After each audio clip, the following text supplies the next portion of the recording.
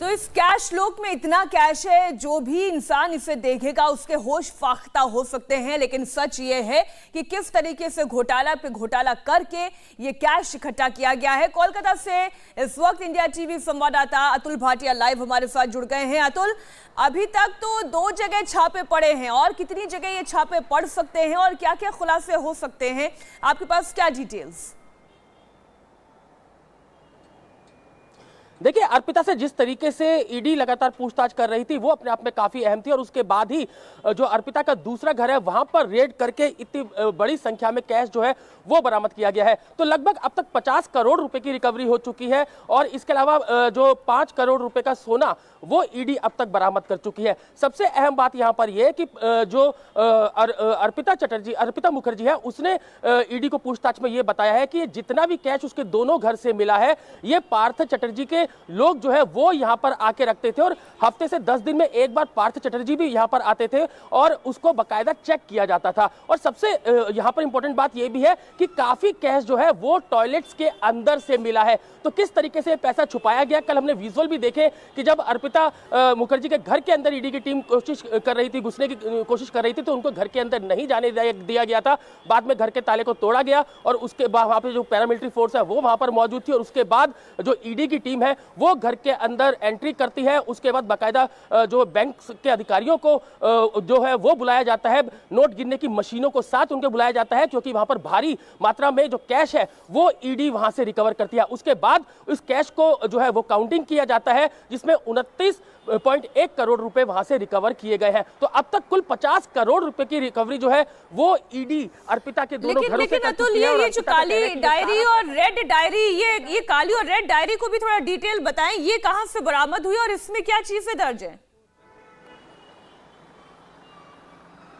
देखिए, इसमें जो ईडी के जो सोर्सेज है उनका कहना यह है कि इन दोनों डायरीज के अंदर काफी डिटेल्स, अकाउंट्स की डिटेल, कहां से पैसा आता था, कौन पैसा देकर जाता था, ये तमाम डिटेल्स जो है वो इन डायरी के अंदर लिखी गई थी। क्योंकि जो पैसा ये 50 करोड़ रुपया रिकवर हुआ है, ईडी को इस बात की आशंका है कि और भी काफी पैसा अभी कई ठिकानों पर हो सकता है, लेकिन उस पैसे को बाकायदा छिपाने की कोशिश की जा रही है। तो अभी जिस तरीके से ईडी जो है वो अर्पिता से पूछताछ कर रही है, और सबसे अहम यहाँ पर एक बात यह है कि सुकांता आचार्य जो कि पार्थ चटर्जी की पर्सनल सेक्रेटरी थी, उनको आज ईडी ने पूछताछ के लिए बुलाया है। तो और अब ये जो जांच का दायरा आगे बढ़ेगा, मोनालिसा दास का भी नाम आया है सामने, बने रहिएगा। इसी बीच पश्चिम बंगाल में शिक्षा भर्ती घोटाले के तार कहां-कहां जुड़े हैं, जांच की आंच किस-किस तक पहुंच सकती है, अर्पिता के घर से मिल रहे कैश के कितने हिस्सेदार हैं, इस रिपोर्ट में देखिए।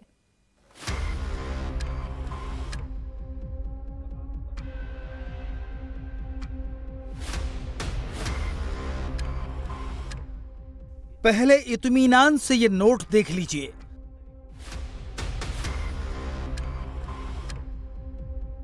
दो हजार के गुलाबी नोट, 500 के हरे नोट, नोटों का पहाड़ देख लीजिए। गिनती तो चलती रहेगी, क्योंकि इसका अंत तो फिलहाल दिखता नहीं। अब तक गिनती तो इतनी हुई है कि मशीनें गर्म हो गई हैं। नोटों के इस पहाड़ को गिनने के लिए 4 मशीनें लगानी पड़ गई, वो भी थक गईं। यहाँ सिर्फ नोटों का पहाड़ जमा नहीं हुआ है, सोना भी है, गहने भी हैं। इतना माल मत्ता है कि देखने वाले चकरा गए।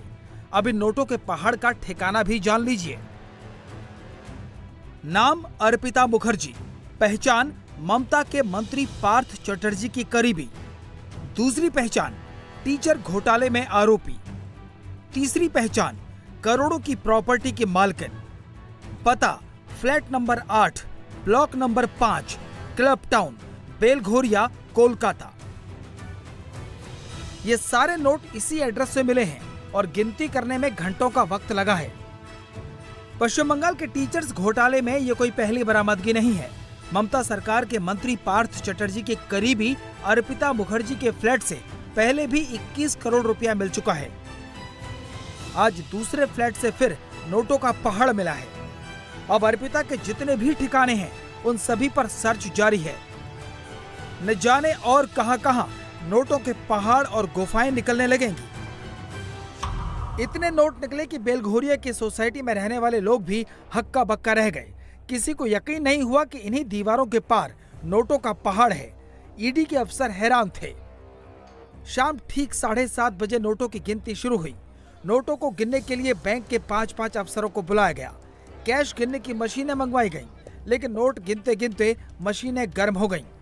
देर रात तक 20 करोड़ की ही गिनती की जा सकी। इसके अलावा 3 किलो सोना भी मिला, कई दस्तावेज और ये सीडी भी मिली। ईडी को इसी सीडी के अंदर से बड़े सुराग मिलने की उम्मीद है। इसी कॉम्प्लेक्स में छापेमारी हुई। इस आलीशान सोसाइटी में अर्पिता मुखर्जी का फ्लैट है। ईडी के अफसरों की रेड के बाद जब नोटों का भंडार मिला तो उन्हें ले जाने के लिए ये ट्रक बुलवाना पड़ा। ये सारी कार्रवाई देखकर पड़ोसी हैरान थे। और सबसे हैरानी वाली बात सुनिए, जिस अर्पिता मुखर्जी के घरों से अब तक 40 करोड़ रुपया कैश बरामद हो चुका है, उसने इस फ्लैट की मेंटेनेंस के लिए सोसाइटी का 60,000 रुपया भी जमा नहीं किया। देखिए मैं क्या बोलूँ, ये सब चीज़ में कोई आइडिया भी नहीं है, कुछ पता भी नहीं है। बस देख रहे हैं यहाँ ऐसा हो रहा है, बहुत गलत हो रहा है, बस यही पता है और कुछ नहीं। लेडीज को आपने देखे हैं कभी? हाँ, 1-2 बार देखे हैं। क्या बोल सकते हैं, आपका बाजू में कोई क्राइम करके बैठा हुआ है, ये आप थोड़ी समझ पाएंगे। ये तो डिपेंड करते हैं कौन कैसा है। आजकल व्हाइट कॉलर लोग पता नहीं चलते कैसे क्राइम करके बैठे हुए रहते हैं, तो उसमें आइडिया करने का कोई बात ही नहीं है।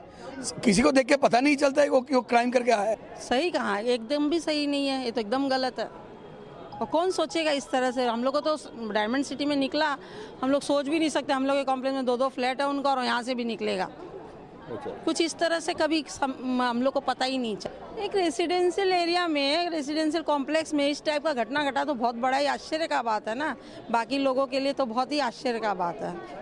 एक रेसिडेंस में इस टाइप का काम हो रहा है। जो हुआ है बहुत गलत हुआ है। हम लोगों को तो कुछ अंदाज भी नहीं था यहाँ कोई ऐसा आदमी रहता है या कुछ ऐसा कुछ हो रहा है। ऐसा कुछ हम लोगों के तो बिल्कुल भी कोई दोस्ती भी नहीं था, कोई नहीं था।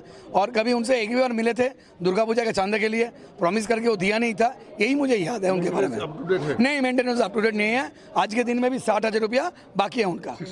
60,000 दोनों फ्लैट का। दोनों फ्लैट का 60,000? हाँ जी। जिनके फ्लैट में इतना रुपया है वो मेंटेनेंस बाकी रख रहे हैं, तो क्या बोलेंगे आप? बोलिए। नोटों की पहली खेप कोलकाता के टॉलीगंज से मिली थी, वहां करीब 21 करोड़ रुपए मिले।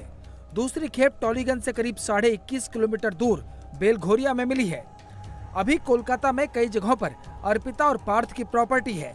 ईडी के अफसरों ने पहले ही अनुमान जताया था कि ये हिंदुस्तान का सबसे बड़ा टीचर भर्ती घोटाला साबित हो सकता है। अर्पिता मुखर्जी के इस फ्लैट को भी सील कर दिया गया है। इसके अलावा राजडांगा और बारासात की साड़ी दुकान समेत 6 ठिकानों पर छापेमारी की गई। इस सोसाइटी में अर्पिता के 2 फ्लैट हैं। अब नजर दूसरी प्रॉपर्टी पर है। पूछताछ में अर्पिता ये कबूल कर चुकी है कि फ्लैट से बरामद रकम पार्थ चटर्जी की है। साथ ही अर्पिता के पास से बरामद डायरियों से ये भी खुलासा हो चुका है कि ये रकम टीचर भर्ती घोटाले से आई और इसे हवाले के जरिए विदेश भेजा जाना था। अभी तो केवल उन फ्लैट की जांच पड़ताल हुई है जो अर्पिता के नाम पर है। सूत्रों के मुताबिक ईडी अब पार्थ चटर्जी की प्रॉपर्टी की तलाशी ले सकती है। ईडी के मुताबिक कोलकाता के डायमंड सिटी में पार्थ चटर्जी के 3 और फ्लैट मिले हैं। डायमंड सिटी में फ्लैट नंबर 80D, 19D और 20D के मालिक पार्थ चटर्जी हैं। पूरी तरह एयर कंडीशन फ्लैट में से एक फ्लैट में सिर्फ पार्थ चटर्जी के कुत्ते रहते हैं। इसके अलावा पार्थ चटर्जी और अर्पिता मुखर्जी ने बोलपुर के शांति निकेतन में जॉइंट नाम से एक अपार्टमेंट लिया था। सूत्रों के मुताबिक शांति निकेतन के 7 घर और अपार्टमेंट भी जांच के दायरे में हैं। छापा केवल अर्पिता मुखर्जी के घर पर ही नहीं पड़ा, बल्कि कोलकाता के एक बड़े बिजनेसमैन मनोज जैन के घर पर भी ईडी की टीम पहुंची। बताया जा रहा है कि मनोज जैन मंत्री पार्थ चटर्जी का करीबी है। मनोज जैन के ठिकानों से भी अहम सुराग मिले हैं। इससे पहले इंडिया टीवी आपको बता चुका है कि अर्पिता मुखर्जी के घर से ईडी को 2 डायरियां मिली हैं। एक एजुकेशन डिपार्टमेंट की ब्लैक डायरी है तो दूसरी छोटी डायरी है। काली डायरी में 40 पेज पर डिटेल लिखी है, वहीं छोटी डायरी में 13 पेज पर जानकारी है। पार्थ चटर्जी और अर्पिता मुखर्जी नहीं, इन डायरियों में कई और लोगों के नाम भी दर्ज हैं। सबसे बड़ा खुलासा तो ब्लैक डायरी से हुआ है। जानकारी के मुताबिक अर्पिता मुखर्जी की ब्लैक डायरी में उन कैंडिडेट्स के नाम हैं जो टीचर भर्ती के एग्जाम में फेल हो गए थे, लेकिन उन्हें नौकरी पर रखा जाना था। इस डायरी में ये भी लिखा था कि जिन्हें नौकरी दी जानी है उन्हें किस नंबर पर रखना है, किसने उन कैंडिडेट के नाम की सिफारिश की है, उसने कितने पैसे दिए हैं, कितनी किश्तों में रिश्वत दी गई। अर्पिता मुखर्जी ने सारा हिसाब किताब पक्का कर रखा था। घोटाले के एक एक पैसे का हिसाब का बही खाता दूसरी डायरी में बना रखा था। जो दूसरी डायरी मिली है उसमें बंगाल के हर जिले में किस नेता को भर्ती में कितना कोटा दिया जाना है, इसके बदले कितना कैश मिला, किस कैंडिडेट के लिए मिला, किस एजेंट से मिला, उनके नाम और कोड लिखे हैं। यही नहीं, टीचर भर्ती के बदले में जो पैसे मिले उसे किन लोगों में कितना कितना बांटा जाना है, इसका जिक्र भी छोटी डायरी में है। इंडिया टीवी हर वक्त हर जगह डाउनलोड करने के लिए सर्च करें इंडिया टीवी न्यूज।